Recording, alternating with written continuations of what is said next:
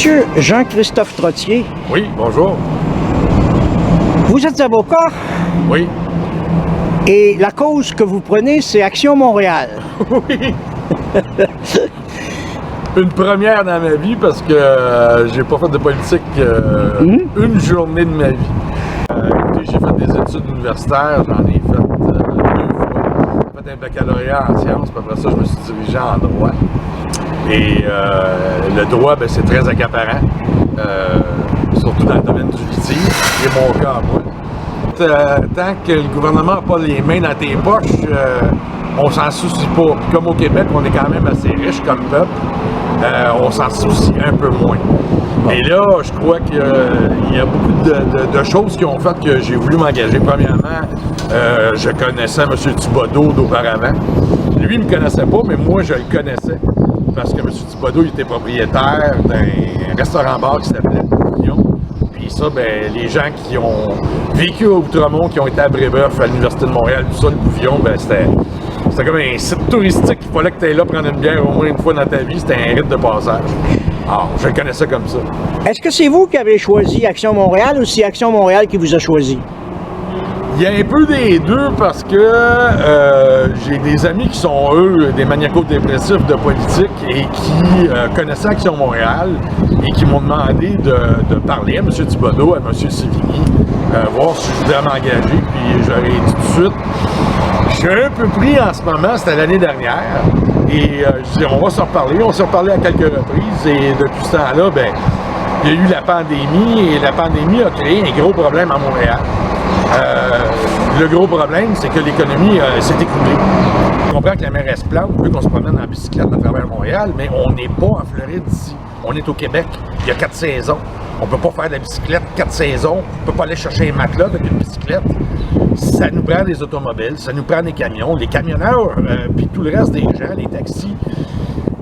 Quand on veut dire aux gens des États-Unis, de l'Ontario, de venir à Montréal pour venir visiter, venir dépenser leur argent, et que le gars qui vient de l'Ontario ou qui vient de Toronto prend un taxi à un coin de rue puis il est rendu à 35$ au bout de 2 coins de rue, c'est la folie furieuse, là. Ouais.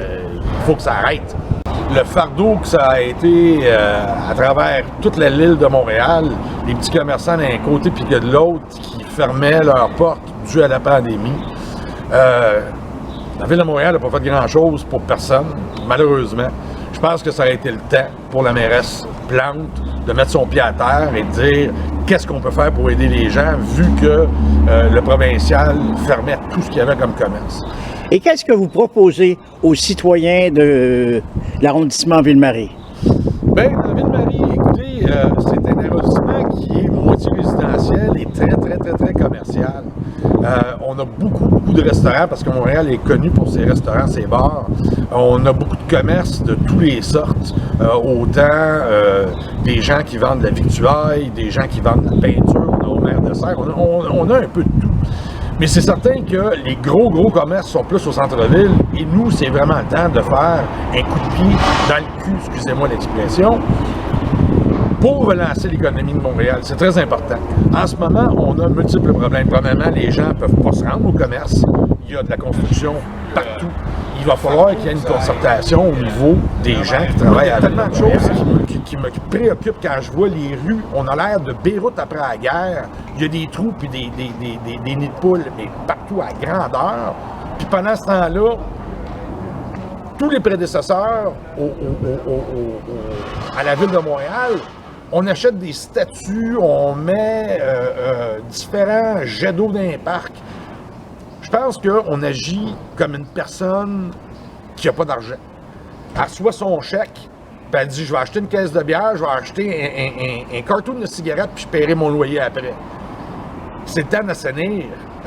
Quand je regarde ce qui est arrivé à la Ville de Montréal depuis 1 an, tout est fermé, puis on crée des postes de droite à gauche. Ces postes-là, ils ont servi à quoi exactement? Moi, je ne sais pas. Mais je sais que quand je paye mes taxes, j'aimerais avoir mon dollar sur des choses qui sont un peu plus intelligentes que ça. Je crois que tous les Montréalais, on n'a rien contre l'école bleue, on n'a rien contre personne qui travaille à la ville.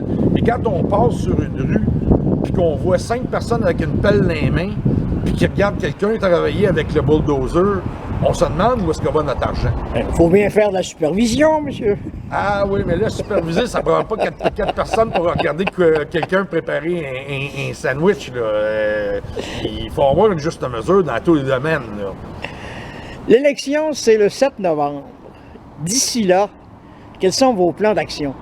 Ben moi, premièrement, comme c'est ma première fois en politique, je connais pas mal mes voisins parce que ça fait 25 ans que je suis dans le quartier. J'aimerais aller voir d'autres personnes qui sont aux alentours dans le Ville-Marie pour m'informer de leurs besoins, premièrement, et les rencontrer pour qu'ils me connaissent moi aussi.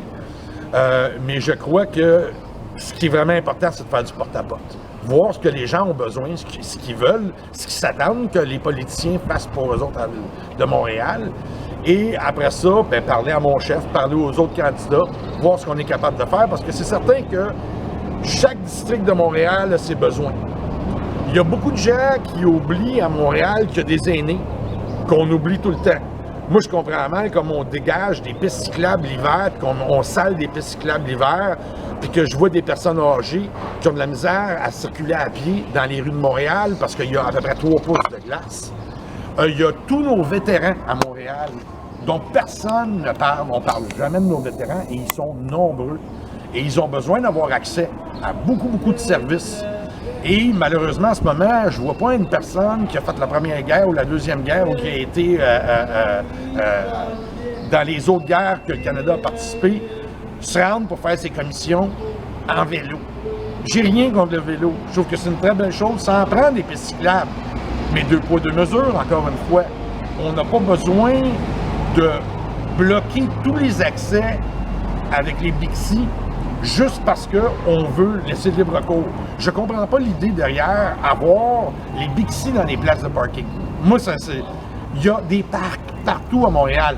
Il me semble que la personne qui veut faire du vélo, c'est une personne qui marche, c'est une personne qui aime la nature, c'est une personne qui aime les parcs.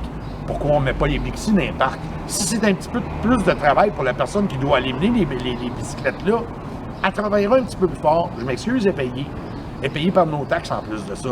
Laissons les places de parking pour les gens, les usagers qui ont des automobiles, qui doivent avec leurs enfants aller les mener à la garderie, qui doivent avec leurs parents âgés aller les transporter d'une place à l'autre. On regarde les hôpitaux. Il faut faire le tour 22 fois pour pouvoir se parker pour aller à un hôpital à Montréal. Est-ce que c'est normal? Non, c'est pas normal.